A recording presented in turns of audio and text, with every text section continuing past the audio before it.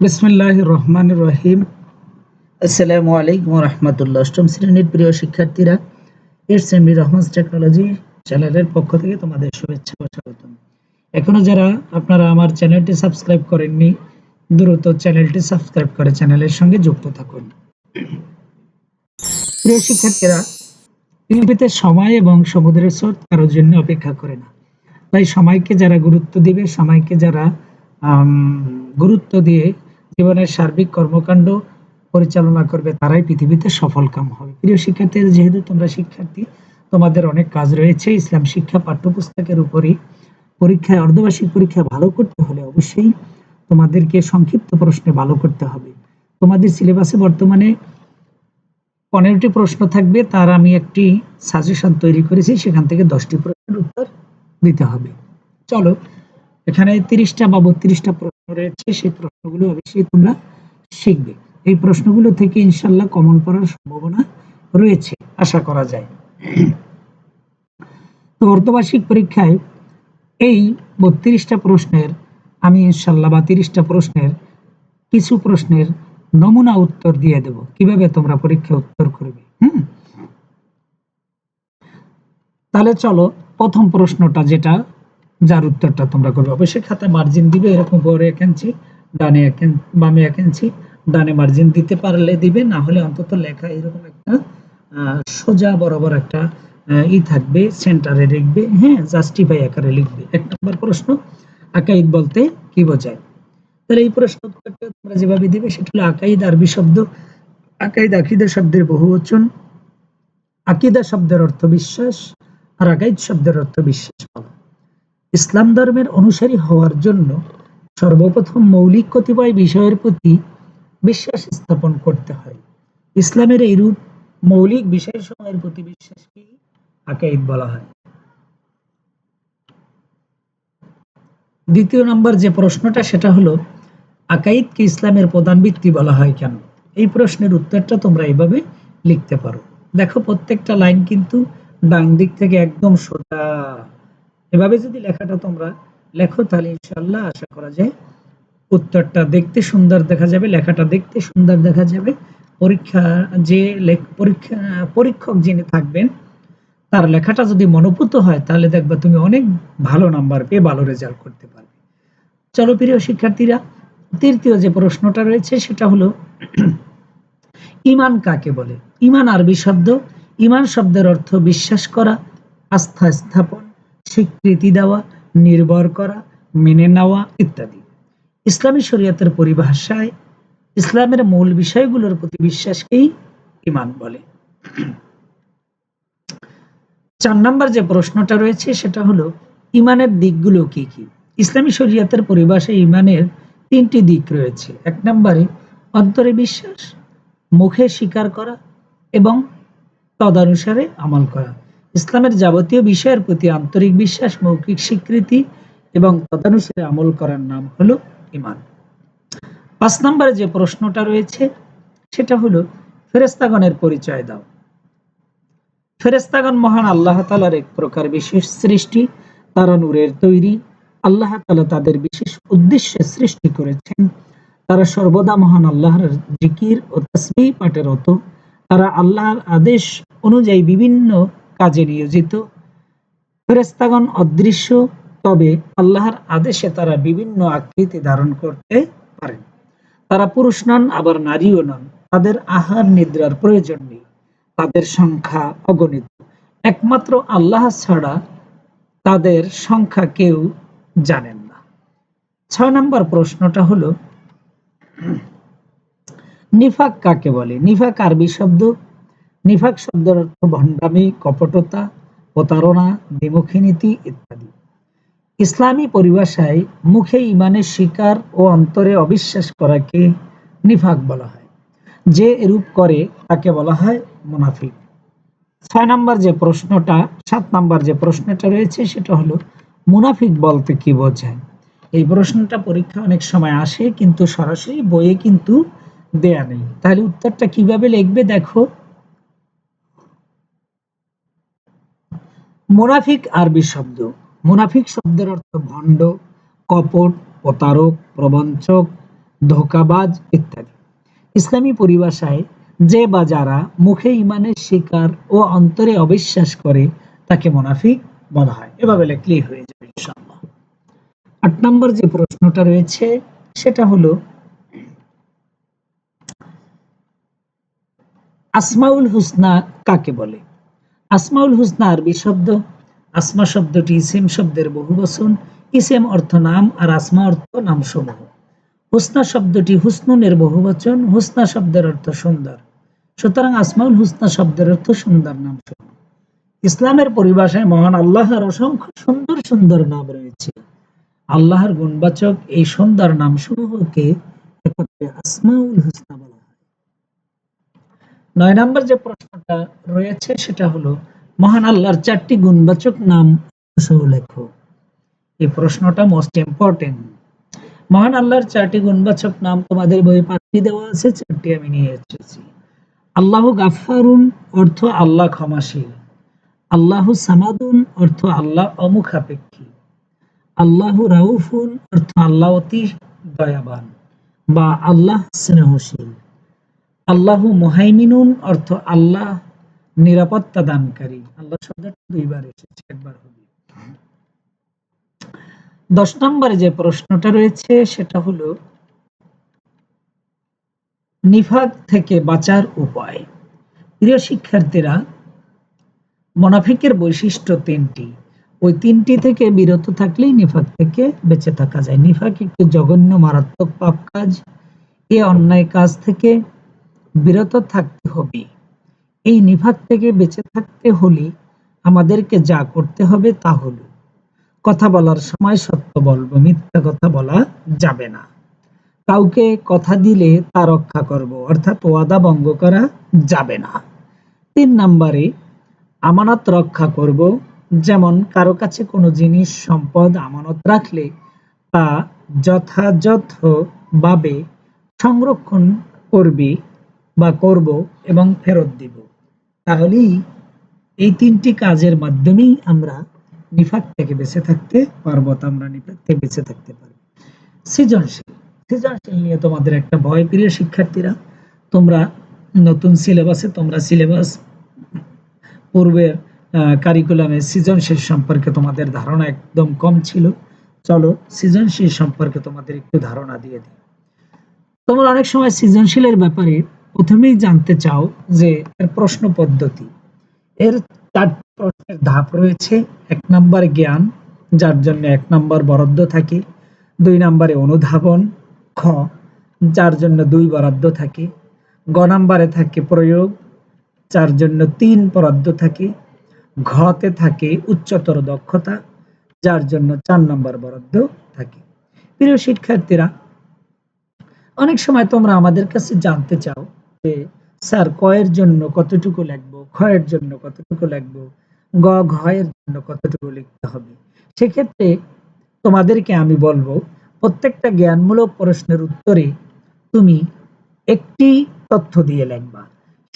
সেখানে একটি জ্ঞান থাকবে, আর সেই জ্ঞানটা একটি শব্দেও লেখা যেতে পারে, একটি বাক্যেও লেখা যেতে পারে, অথবা কমপক্ষে একটি প্যারায় লিখতে হবে। যদি উত্তরটা একদম ছোট হয় তাহলে একটি শব্দে, যদি একটি বাক্য হয় তাহলে একটি বাক্যে, যদি একাধিক বাক্য হয় তাহলে একটি প্যারায় লিখবে। খ নম্বরে অনুধাবনমূলক প্রশ্নে তোমরা যেটা করবে সেটা হলো সেখানে 2টি অংশ থাকবে, একটা থাকবে জ্ঞান আর একটা থাকবে অনুধাবন। সেক্ষেত্রে জ্ঞানের জন্য থাকবে একটি প্যারা, সেটা একটি লাইনেও হতে পারে, একাধিক লাইনেও হতে পারে। আর অনুধাবনের জন্য একটি প্যারা থাকবে। 2 ভাগে যদি লেখো তাহলে তোমাদের লেখাটাও সুন্দর দেখা যাবে, পরীক্ষকেরও তুমি দৃষ্টি আকর্ষণ করতে পারবে, তোমার নাম্বার ভালো হবে। গ নম্বরে প্রয়োগমূলক প্রশ্নের উত্তরের জন্য 3টি প্যারা থাকবে, যার প্রথম প্যারায় থাকবে জ্ঞান, দ্বিতীয় প্যারায় থাকবে অনুধাবন, আর তৃতীয় প্যারায় থাকবে প্রয়োগ। মোট 3টি প্যারা করে লিখবে। গ নাম্বার প্রশ্নের উত্তরের মধ্যে 4টি প্যারা লিখবে। অনেক ক্ষেত্রে প্যারা লাগবেও না, সেটা আমি বলবো না। আমি বলবো প্রথম প্যারায় থাকবে জ্ঞান, দ্বিতীয় প্যারায় থাকবে অনুধাবন, তৃতীয় প্যারায় থাকবে প্রয়োগ, আর চতুর্থ প্যারায় থাকবে উচ্চতর দক্ষতা। চলো আমি 4টি প্যারায় বা 3টি প্যারায়, 2টি প্যারায়, একটি প্যারায় একটি সৃজনশীল তোমাদেরকে দেখিয়ে দেব। দ্বিতীয় অধ্যায় থেকে একটি সৃজনশীল আমি নিয়ে এসেছি, ব্যতিক্রমধর্মী একটি সৃজনশীল। চলো, এই সৃজনশীলে ভালো করতে হলে তোমাদেরকে মূল বইটা কিন্তু ভালো করে রিডিং পড়তে হবে, মিনিং গুলো বুঝতে হবে, ক্রিটিক্যাল বিষয়গুলো বারবার টাচ করতে হবে, তাহলেই তোমরা কিন্তু সৃজনশীলে ভালো করতে পারে।